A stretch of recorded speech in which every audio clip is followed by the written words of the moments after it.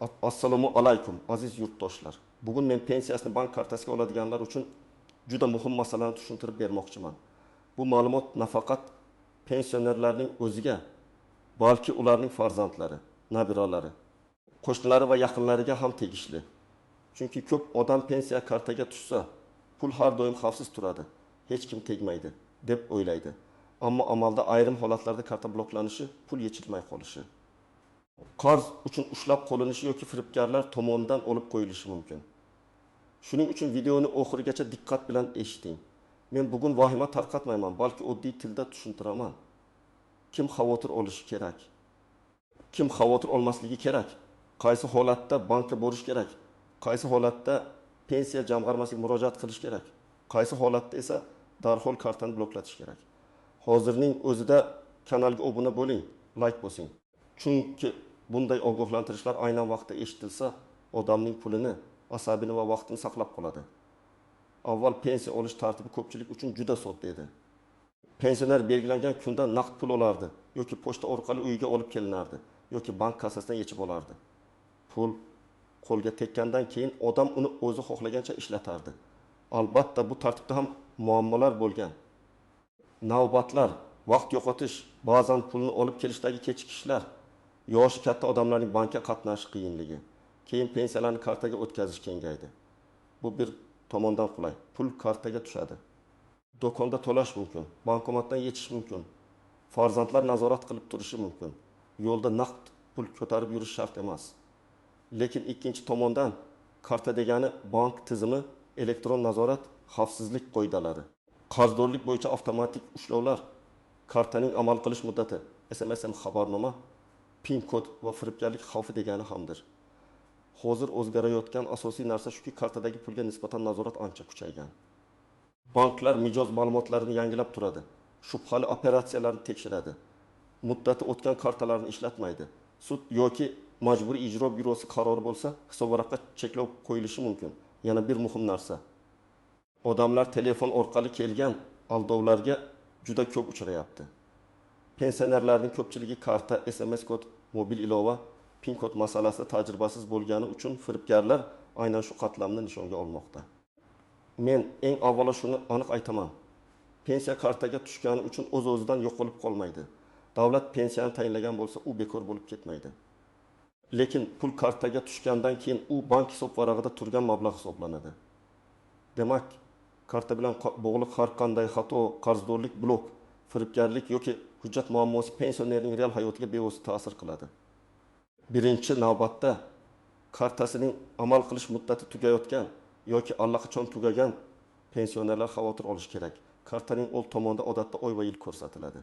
Masalan, 07-25 deb yozilgan bo'lsa, karta 2025 yil iyul oyigacha amal qiladi. Agar muddat tugasa, pensiya hisobga tushishi mumkin, lekin kartadan do'konda to'lash yoki bankomatdan yechish imkoni bo'lmasligi mumkin. Odam esa pensiyam tushmadi deb o'ylaydi. Aslida pul tushgan, faqat karta ishlamayapti. Masalan, bir pensioner opa har oy 20 million 7 ming so'm pensiya oladi. Karta muddati tugaganini bilmagan. Pensiya kuni bankomatga boradi. Bankomat kartani qabul qilmaydi yoki operatsiyani rad etadi. Opa xavotirga tushadi. Pulimni to'xtatib qo'yishibdi deb farzandlariga qo'ng'iroq qiladi. Bankka borganida ma'lum bo'ladi. Pul hisobda bor. Faqat yangi karta chiqarish kerak. Agar bu ishni oldindan qilganda na navbatda turardi, na asabiylashardi. Ikkinchi guruh qarzdorligi bor pensionerlar. Bu kommunal qarz, aliment, bank krediti, soliq qarzi, jarima yoki sud qarori bilan undiriladigan boshqa majburiyat bo'lishi mumkin. Odamlar ko'pincha pensiya muqaddas, unga hech kim tegmaydi deb o'ylaydi. Amalda esa ayrim holatlarda qonuniy tartibda pensiya hisobidan ushlab qolish bo'lishi mumkin. Bunda ham hamma pulni olib qo'yish mumkin emas. Odatda ma'lum cheklovlar bo'ladi. Lekin baribir pensionerning qo'liga tushadigan summa kamayadi. Masalan, aka 2 million so'm pensiya oladi. Oldin olgan kreditidan 6 million so'm qarzi qolgan, sud qarori chiqqan, ijro hujjati bankka yuborilgan. Pensiya kartaga tushgan kuni u 2 million kutadi, lekin 20 million 400 ming so'm ko'radi. Qolgan qismi ushlab qolingan bo'lishi mumkin. Bu yerda bank o'zicha pulni yemayapti, ijro hujjati asosida cheklov qo'yilgan bo'lishi mumkin.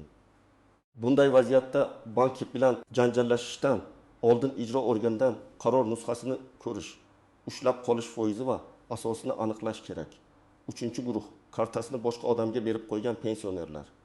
Juda ko'p hollarda pensionerning kartasi o'g'li, kelini, qizi, nabirasi yoki qo'shnisining qo'lida yuradi. Men buni tushunaman. Ba'zan pensioner yura olmaydi, bankomatga bora olmaydi, savdo qila olmaydi. Lekin xavf ham shu yerda. Karta kimning qo'lida bo'lsa, pul ustidan amaliy nazorat o'sha odamda bo'ladi. Keyin oilada nizo chiqsa, pensiyam qayerga ketdi degan savolga javob topish qiyin bo'ladi. Masalan, bu 1.200.000 so'm pensiya oladi. Karta nabirasida. Nabira har oy dori oldim, oziq-ovqat oldim deb aytadi. Bir kuni bu bankdan ko'chirma oldirsa, kartadan telefon to'lovlari, internet do'kon xaridlari, taksi xizmatlari uchun ham pul ketganini ko'radi. Bu yerda eng katta muammo shuki, karta va PIN kodni o'zi bergan bo'lsa, bank buni firibgarlik deb darhol qaytarib bermasligi mumkin. Shuning uchun karta egasi o'z huquqini oldindan himoya qilish kerak. 4-guruh. Telefon orqali bankdanman, pensiya bo'limidanman, kartangiz bloklanadi, kompensatsiya pulini olasiz degan qo'ng'iroqlarga ishonadiganlar. Firibgarlar odatda shunday gapiradi: sizga qo'shimcha pul tushishi kerak. SMS kodni ayting. Kartangiz xavf ostida, PIN kodni tasdiqlang. Bank ilovasini o'rnating. Men aytgan raqamga pul o'tkazing, keyin 2 barobar qaytadi. Bularning hammasi xavfli signal. Hech qachon, hech qanday holatda SMS kod, PIN kod, kartaning to'liq raqami, amal qilish muddati va orqa tarafidagi CVV kod bergan odamga aytmang. Bank xodimi ham, pensiya xodimi ham telefon orqali sizdan bunday maxfiy kodlarni so'ramasligi kerak. Agar so'rasa, demak bu juda katta ehtimol bilan firibgar. Agar sizning kartangiz amal qilish muddati ichida bo'lsa, qarzdorligingiz bo'lmasa, karta o'zingizda bo'lsa, PIN kodni hech kim bilmasa, SMS xabarnoma ulangan bo'lsa, telefoningizga begona ilovalar o'rnatilmagan bo'lsa, pensiya odatdagidek tushayotgan bo'lsa, vahima qilishga hojat yo'q. Bunday holatda siz faqat profilaktika qilasiz. Kartani tekshirasiz, hujjatlarni tartibga keltirasiz. Yaqinlaringizga xavfsizlik qoidalarini tushuntirasiz. Yana bir narsani aytaman. Pensiya kartaga o'tgani pensiyaning bekor bo'lishi degani emas. Ba'zi odamlar endi hamma pensionerlarning pulini karta orqali ushlab qolishadi. Pensiyani bermay qo'yishadi. Bank xohlagan payt pulni olib qo'yadi degan mish-mishlarga ishonadi. Bunday umumiy qo'rquvlar ko'pincha noto'g'ri talqinlardan kelib chiqadi. Muammo aniq holatlarda bo'ladi. Karta muddati tugagan, hisob bloklangan, qarz bo'yicha ijro kelgan, shaxsiy ma'lumot eskirgan, firibgar kodni bilib olgan yoki pensioner vafot etgandan keyin noqonuniy foydalanish bo'lgan. Birinchi nozik jihat, pensioner vafot etgandan keyin kartadagi pul masalasi. Ba'zan yaqinlari karta qo'limizda, PIN kod bor, pulni yechib olaylik deb o'ylaydi. Bu juda xavfli. Agar pul pensioner hayotligida tayinlangan va hisobga tushgan bo'lsa, meros masalasi bo'yicha qonuniy tartiblar bo'lishi mumkin. Lekin vafotdan keyin noto'g'ri tushgan to'lovlar bo'lsa, ular qaytarilishi talab qilinishi mumkin. Bundan tashqari, birovning kartasidan egasi vafotidan keyin foydalanish keyinchalik huquqiy muammo tug'diradi. Shuning uchun bunday vaziyatda bank va tegishli pensiya organiga murojaat qilib, qonuniy yo'lni tanlash kerak. Ikkinchi nozik jihat, pensioner chet elga ketgan bo'lsa yoki uzoq vaqt yashash joyida bo'lmasa. Ayrim hollarda shaxsning tirikligi, yashash joyi, hujjatlari yoki pensiya olish huquqiga ta'sir qiluvchi ma'lumotlar tekshirilishi mumkin. Agar odam uzoq vaqt bank operatsiyalarini qilmasa, telefon raqami o'zgargan bo'lsa, pasport muddati tugagan bo'lsa, bank mijoz ma'lumotlarini yangilashni so'rashi mumkin. Odam esa buni pensiyamni to'xtatishdi deb tushunadi. Aslida bank mijozni tanish qoidalari bo'yicha ma'lumotni yangilashni talab qilayotgan bo'lishi mumkin. Uchinchi nozik jihat, plastik kartaga ulangan telefon raqami. Juda ko'p odam kartasini o'zining telefoniga emas, farzandining yoki eski raqamiga ulab qo'ygan. Keyin SMS xabar boshqa odamga boradi. Tasdiqlash kodi boshqa odam qo'lida bo'ladi. Bu juda xavfli. Agar karta pensionerniki bo'lsa, asosiy SMS xabarnoma imkon qadar pensionerning o'z telefonida yoki ishonchli, mas'uliyatli yaqinining nazoratida bo'lishi kerak. Lekin bu yaqin odam ham kodlarni hech kimga bermasligi kerak. 4-nozik jihat, bankomatdan pul yechishda komissiya. Ba'zi kartalarda o'z banki bankomatidan yechish bilan boshqa bank bankomatidan yechish o'rtasida farq bo'lishi mumkin.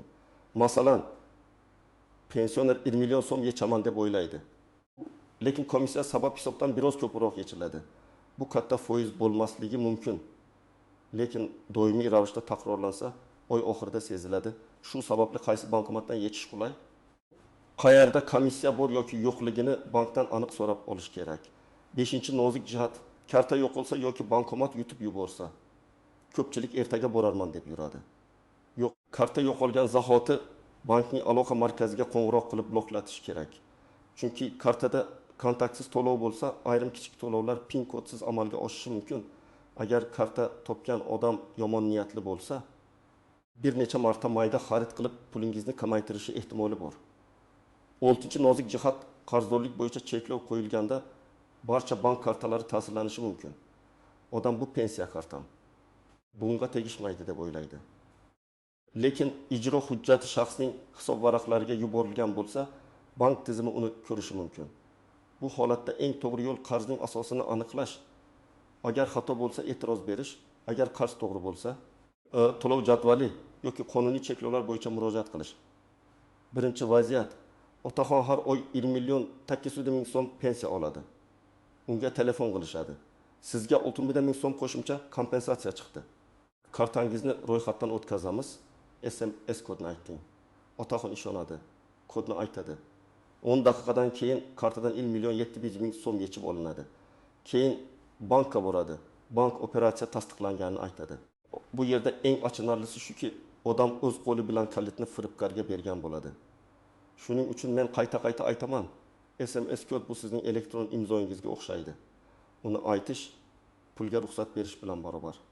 Ikkinchi vaziyat, onaxonning pensiyasi 1 million 1 ming so'm. Kartasi kelinda turadi. Har oy kelin hammasini uyga ishlatyapman deydi, lekin onaxon dori-darmon olishga pul so'rasa, pensiya yetmadi degan javob eshitadi. Bankdan ko'chirma olinganda 300 ming so'm oziq-ovqatga, 200 ming so'm kommunalga, qolganlar esa shaxsiy xaridlari ketgani bilinadi.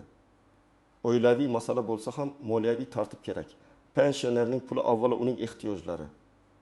Dori, ovqat, kiyim, davolanish, kommunal xarajatlar uchun ishlatilishi kerak. Uchinchi vaziyat, aka bankdan kredit olgan, keyin kasal bo'lib to'lay olmagan. Pensiya chiqqanidan keyin qarz bo'yicha ijro ochilgan. U pensiyasi kamayganini ko'rib, bank o'g'irladi deb o'ylaydi. Aslida sud qarori bo'lgan. Bu holatda u bankdan hisob ko'chirmasini, MIBdan ijro hujjatini, qarz summasi va ushlab qolish tartibini so'rash kerak. Agar ushlab qolish qonundagi me'yordan oshgan bo'lsa, yozma ariza bilan tuzatishni talab qilish mumkin. 4-vaziyat, OPA kartasini almashtirish kerak, lekin pasportdagi ma'lumotlar yangilanmagan. Telefon raqami eski. Bank ma'lumotlarni yangilaymiz deydi. OPA esa meni pensiyasiz qoldirishmoqchi deb qo'rqadi. Aslida bu oddiy bank tartibi. Hujjatlarni olib borib telefon raqamini yangilasa, yangi karta chiqariladi va puliga yana bemalol ega bo'ladi. Birinchi qadam, kartangizning amal qilish muddatini bugunoq tekshiring. Kartaning old tomonidagi oy va yilga qarang. Agar muddat tugashiga 1-2 oy qolgan bo'lsa, bank filialiga borib yangi karta chiqarish tartibini so'rang. O'zingiz bilan pasport yoki ID karta, amaldagi karta, telefon raqamingiz bo'lsin. Agar pensioner yura olmasa, bankdan ishonchnoma orqali rasmiylashtirish mumkinmi? Yoki boshqa xizmat yo'li bormi? Aniq so'rang. Ikkinchi qadam, SMS xabarnomani tekshiring. Har bir kirim va chiqim bo'yicha xabar kelishi kerak. Agar xabar kelmayotgan bo'lsa, bankka borib xizmatni ulang yoki telefon raqamini yangilang. Pensiya tushganini, pul yechilganini, do'konda to'langanini vaqtida bilish juda muhim. Bu firibgarlikni erta aniqlashga yordam beradi. 3-qadam. PIN kodni hech kimga aytmang. PIN kodni qog'ozga yozib kartaning yonida saqlamang. Juda ko'p odam kartaning g'ilofiga PIN kodni yozib qo'yadi. Bu xuddi uy kalitini eshik tagiga qo'yib ketgandek gap. Agar eslab qolish qiyin bo'lsa, yaqinlaringiz bilan xavfsiz usul toping, lekin kodni begona odam qo'liga tushirmang. 4-qadam, telefon qo'ng'iroqlariga ishonmang. Agar kimdir bankdanman desa, muloyimlik bilan men o'zim bankka borib aniqlayman deng va telefonni qo'ying. Keyin kartangiz orqasida yozilgan rasmiy raqamga yoki bankning rasmiy saytida ko'rsatilgan raqamga qo'ng'iroq qiling. Hech qachon qo'ng'iroq qilgan odam aytgan raqamga qayta qo'ng'iroq qilmang. Chunki u ham firibgarning raqami bo'lishi mumkin. 5-qadam, qarzdorlikni tekshiring. Agar Agar pensiyangizdan pul kam tushsa yoki karta bloklansa, avval bankdan hisobvaraq bo'yicha ko'chirma oling. Ko'chirmada qachon, qancha, qayerga pul ketgani ko'rinadi. Agar ijro blok undirish kabi ma'lumot bo'lsa, majburiy ijro byurosining tuman bo'limiga murojaat qiling. O'zingiz bilan pasport, karta rekvizitlari, bank ko'chirmasi, agar bo'lsa sud qarori yoki xabarnomani olib boring. U yerda qarz asoschisi summa qaysi hujjat bilan undirilayotgani haqida ma'lumot so'rang. 6-qadam. Pensiya tushmasa, darhol sababini ajrating. Birinchi savol, pul umuman hisobga tushmadimi yoki tushdi-yu karta ishlamayaptimi? Buni bankdan ko'chirma olib bilasiz. Agar pul tushmagan bo'lsa, pensiya jamg'armasining tuman bo'limiga yoki tegishli davlat xizmatlari orqali murojaat qilib to'lov holatini so'rang. Agar pul tushgan, lekin yecha olmayotgan bo'lsangiz, muammo bank kartasi, blok, muddat yoki texnik sababda bo'lishi mumkin. 7-qadam, agar karta yo'qolsa, darhol blok qildiring.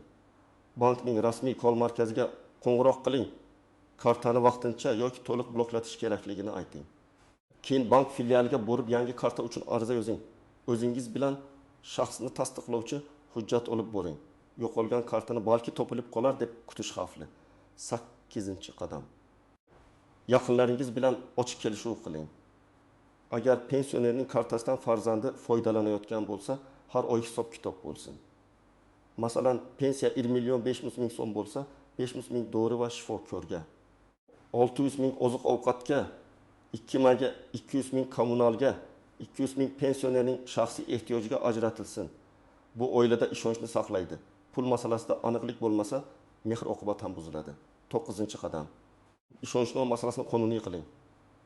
Agar pensioner bankka bora olmasa va yaqin odam uning nomidan ish yuritish kerak bo'lsa, og'zaki karta senda tursin deyish o'rniga notarial ishonchnoma yoki bank talab qiladigan rasmiy tartibni so'rang. Bu keyinchalik nizolarni kamaytiradi. 10-qadam. Hujjatlaringizni yangilab yuring. Pasport yoki ID karta muddati, telefon raqami, yashash manzili, bankdagi shaxsiy ma'lumotlar mos bo'lishi kerak. Ma'lumotlar eskirib qolsa, bank xizmat ko'rsatishda qo'shimcha tekshiruv talab qilishi mumkin. Bu sizni pulingizdan mahrum qilish emas, balki tizimdagi xavfsizlik talabidir. Agar muammo karta ishlamasligi, bankomat pul bermasligi, karta muddati tugashi, SMS kelmasligi, hisob ko'chirmasi kerakligi bilan bog'liq bo'lsa, bank filialiga murojaat qilasiz. O'zingiz bilan pasport yoki ID karta, telefon raqamingizni olib boring. Bankdan og'zaki javob bilan cheklanib qolmang. Kerak bo'lsa yozma ariza bering va ariza nusxasini ro'yxat raqami bilan oling. Agar muammo pensiya umuman tushmasligi, pensiya miqdori o'zgarishi, tayinlash yoki qayta hisoblash bilan bog'liq bo'lsa, pensiya jamg'armasining tuman bo'limiga murojaat qilasiz. O'zingiz bilan shaxsni tasdiqlovchi hujjat, pensiya guvohnomasi bo'lsa, bank rekvizitlari, oldingi to'lovlar haqida ma'lumot olib boring.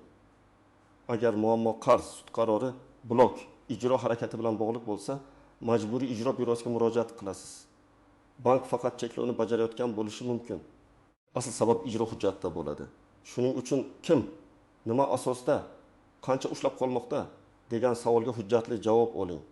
Agar firibgarlik bo'lsa, birinchi navbatda kartani bloklatib bankka ariza yozing. Keyin ichki ishlar organlariga murojaat qiling. Telefon raqamlari, SMSlar, pul o'tkazilgan vaqt, summa, suhbat yozuv bo'lsa, hammasini saqlang. Uyaldim, aytmay qo'ya qolay demang.